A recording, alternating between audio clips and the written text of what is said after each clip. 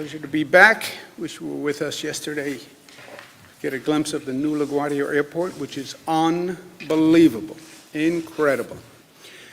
People are going to be blown away. Today is 103 in dealing with the COVID crisis, day 18 in dealing with the civil unrest after the murder of Mr. Floyd. And this is as tumultuous a time as we have seen. You have these two major crises going on at the same time. They actually intersect with the protesters being a mass gathering at the time of COVID, and then you have an overall dynamic, the overall environment. You have terrible political divides in this hyper-partisan, nasty political season. There's racial division after the civil unrest and watching the Mr. Floyd murder on television. But what does New York do when the going gets tough? New York gets going. New York is the progressive capital of the United States. You look back at history, you look at when there was a pivot point in society, and more often than not, New York was the point of pivot. You have a problem, you have an issue.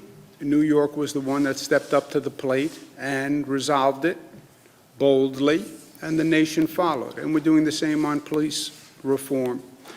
The disciplinary record release, more transparency, banning chokeholds, the Attorney General, Special Prosecutor, hate crimes. I applaud the New York State Legislature for moving as quickly as they did. On reopening, we've been talking about following the metrics, following the science. We've been talking about the hospitalization rate, the intubation rate, the hospital capacity, the ICU capacity, the number of tests, the number of tracers. We've had the most science-based, most informed reopening, I think it's fair to say, in the country. It is nothing about intuition, nothing about politics. Look at the numbers, follow the numbers, and we have more numbers. We're doing more testing. We have more reports from the hospital. So we've been following the data. Now, at this point, there's one number to watch closely, and that is the daily testing number. Why? The others are status of the system or the lagging indicators. Hospitalization rate is definitive, but the hospitalization rate is probably 2 weeks lagging behind the infection rate. If you're getting your information from the hospitalization rate, you're closing the barn door after the horse is gone, right? The daily testing, we do about 50,000 tests per day. 50,000 tests per day. Just think about that. No other state comes near 50,000 tests per day. We report those numbers the next day. So every day, you have a snapshot of the day before with 50,000 tests all across the state. That's the number that we have to watch. So, daily test results by region. New York City, for example. Monday was 1.8, Tuesday was 1.5, yesterday was 1.7. Watch those daily numbers. There's a certain bounce, a little high, a little low. You're not dealing with the largest numbers in some of these locations. But you want to watch, you want to notice any trend line, you want to notice any bounce, and then you want to find out why, okay? So let's say you see a region going up. You then look at those people who were tested and see if you can find something out from those people who were tested. This is what the local officials should be doing. This is the testing and then this tracing, right? So New York City, they do tests, they find 200 people who are positive that day. The tracers then go back and look at those 200 people. What can we learn from those 200 people? Well, of the 200, 25 all work at this one place. Of the 200, 10 were at the same party. Of the 200, 13 went to this restaurant. So you look at those that test positive. But First, watch the daily numbers. You do it by region, and then you can look within the region by county. So New York City, that just reopened, that we're watching closely, you see the deviation among the counties, but then you watch the trend line. Bronx, 2.3, 2.1, 2.4. Brooklyn, 1.9, 1.3, 1.9. Manhattan, 1, 1.2, 1.2. And again, you'll see plus or minus deviations, but you want to look for an increase and then a continued increase. Overall, the hospitalizations are still headed down. Overall, the number of deaths is close to its lowest point. Also, on the number of deaths, when you get this low on the number of deaths, I don't know what it is really telling us anymore. This can be a question of how doctors happen to certify a cause of death. Many of these people will have comorbidities, so you could have a heart disease, you could have diabetes, you could have hypertension, you could have a respiratory illness, and COVID. What is the cause of death between cancer and COVID, right? So, but it's overall great news again.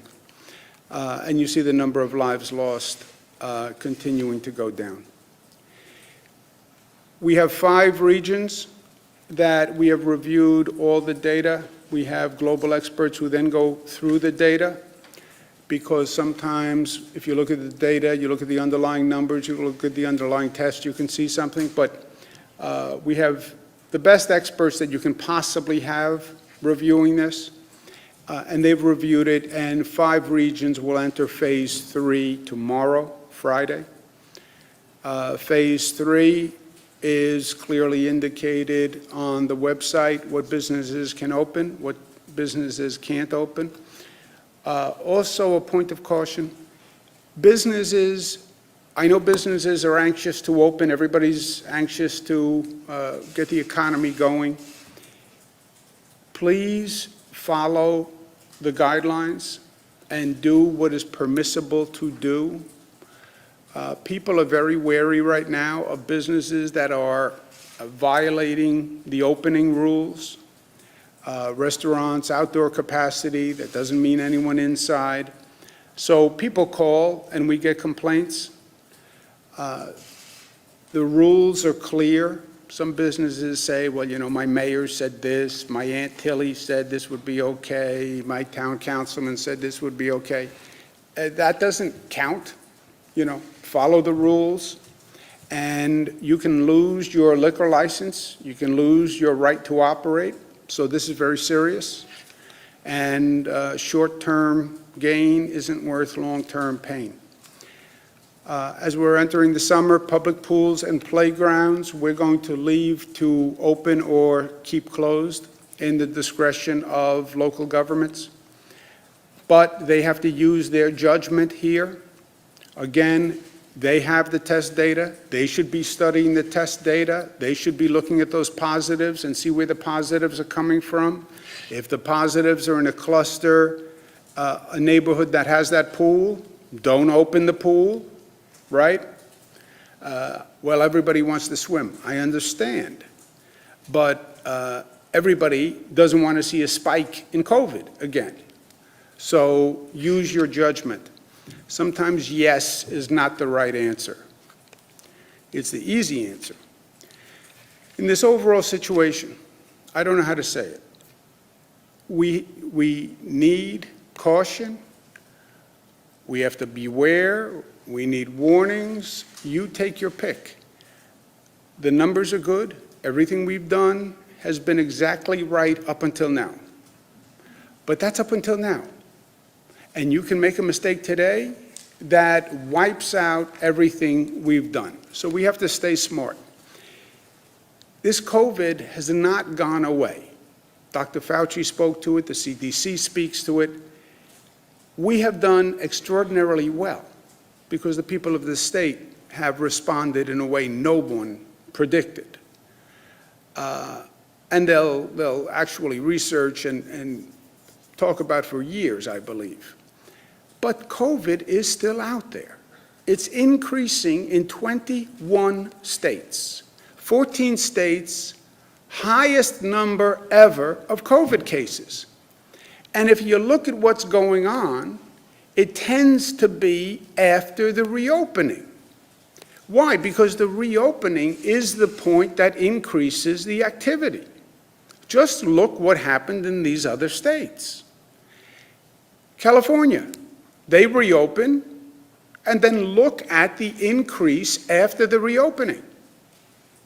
And it's not one state. It is the pattern, my friends. And it is to be expected, because we brought down that number because we closed everything down. You open that valve, you increase the activity, you will see it spread. Look at Florida, May 4th, Texas, Arizona, it's the same story. We want to reopen, it's fine, it's fine, it's fine. No, it's fine until it's not fine. Kentucky, look at South Carolina. Look at North Carolina. Look at Missouri. I mean, it is all across the country. Look at Utah. Look at Arkansas. Look at Nevada. It is all across the country. We are the exception, an outrageous exception. We, so far, have the exact opposite phenomenon. We reopen, the number continues to go down. We reopen, the number continues to go down. How can that be? Because our reopening is different than their reopening. Our reopening is based on the numbers. Our reopening is phased. And because New Yorkers have been smart, and they have been diligent. And you can say reopen, not reopen. They've been informed in this state. They have been informed. They know what's going on. I run into people on the street who know things about my briefing that I forgot. Remember you said this? Remember you had this number? No, I don't remember. They remember. They are smart. They're informed. So they're protecting themselves. And they dismiss the politics. But we are the exception. To date, we're the exception. And that can change, and that can change overnight. Also, beware, because we are a more dense state and we have more crowding. You look at some of those other states, they are rural states. They don't have large congregations. They don't have apartment buildings where everybody goes into one elevator. We have the density, we have the crowding. You start to see an increase, it's going to take off, and that's how we got here in the first place. I don't know how many other ways to say it. We also had the largest number of protesters out there, and we're still not sure what the effect of the protesters is. And that won't show up. I've asked them to get tested. We've made testing available for protesters, but that may not show up for a couple of weeks. So, caution, people have to do their part. Be smart. It is all up to you. It is all up to you. Government did nothing. I did nothing for the past 100 days. All I did was give information to people, and then people acted intelligently. That has been our success story, and that's what we have to keep doing. And that's what I've meant by being New York tough. Be smart, be united, be disciplined, be loving. Questions? We've seen a lot of reports.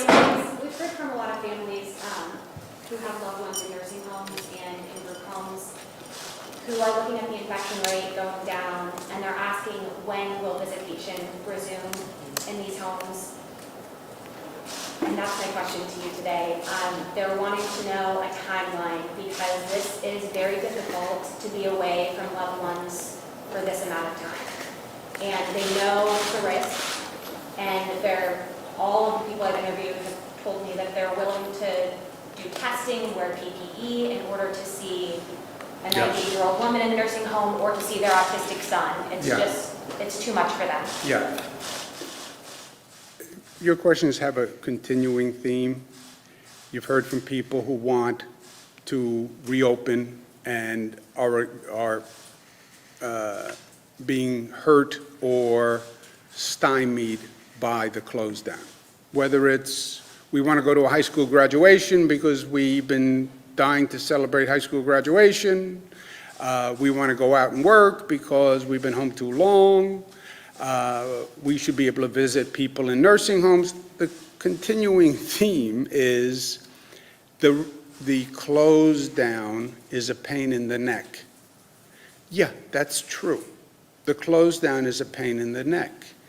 My continued answer is, but it's better than death. I love my loved one in the nursing home. Okay, yes. I miss them, yes. I haven't seen my mother since this started. I'm very close to my mother. I haven't seen her in over 100 days. Well, I want to go see my mother. Yeah. Why haven't I? Because I love my mother, and I could get her sick. Well, wear a mask. I could still get her sick. I'm not seeing my mother because I love her. That's why I'm not seeing her. Well, people want to see their mother. I want to see my mother. But I don't want to hurt my mother. And when the health professional says, it's safe for me to see my mother, I will see my mother. When the health professional says, you can go into a nursing home and you can visit people in a nursing home and the reward outweighs the risk, we will change that rule. I'm not going to let people endanger people, because see, you could walk into a nursing home to visit your mother and bring in the virus that could affect my mother, who's in the next room, right? So it's not just your responsibility and your parent or your loved one. It's all the other people who are in that nursing home also. And your right to endanger their lives. But everybody agrees, as soon as it is safe, we will allow it, and the Department of Health is looking at it on a daily basis. Karen? Are you going to phase it in? Are you going to phase it in? Or As are soon you- as the Department of Health has an answer, you'll have it. A couple of state senators have proposed a bill to demilitarize the police and not let them have tear gas or pepper spray or maybe reduce stockpiles. And I know a couple days ago you talked about reimagining the police. Wondering if you're open to that idea, if you think it's a good idea or not a good idea. Yeah, I think we need, look, you have a lot of these one-off proposals now, Karen. I think no tear gas. I think we should take this function away from the police. I think we have to be smarter about this and more comprehensive about this. I don't think this is about any one small reform. If we take tear gas away, that's going to make it better. It's not about tear gas. It's not about whether or not the police do safety enforcement in schools. It's much deeper than that. It's much broader than that. This is inherent racism. This is decades and decades of injustice. Even in our lifetimes, right? In our lifetimes, well, I'm older than a lot of you. In my lifetime, it goes back 30, 40, 50 years. As soon as I was in my 20s, I've been talking about this and learning about this, and nothing changed. Nothing changed. You now have a moment where you can make real change. Don't waste the moment, right? Crisis is a terrible thing to waste. There's opportunity in a crisis. This is a moment for reform, but do it right and make it systemic so Mr. Floyd's name doesn't just become another name on the list, right? And that's not about stop the tear gas. I understand, politicians, everyone wants to say something now, but let's be deeper, smarter, more analysis. I think the reforms are much more rudimentary and basic than we're talking about. And that's what we have to achieve in this moment. Governor, should cops that aren't wearing masks during these protests, we've seen a lot of photos, seen some reports, cops that aren't wearing masks during these protests, should they face discipline? Well, it's up to every police department to decide what is subject to discipline or not. My advice is every cop should be wearing a mask. I mean, we've said that 800 times, 800 different ways. Some of them say they can't breathe as well. It blocks their vision. I understand that, but my advice, health commissioner's advice is wear a mask, and I think every police department should communicate that to the police. The rallying cry at these protests has been Black Lives Matter. Black Lives Matter has been the rallying cry at a lot of these. Is that a saying that you endorse, and is that something you're comfortable saying publicly?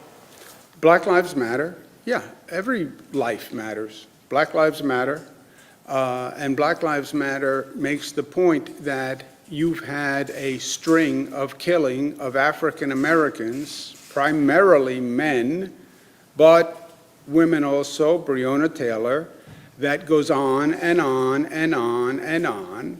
And why does the criminal justice system unfairly kill African Americans? That's what Black Lives Matter is saying.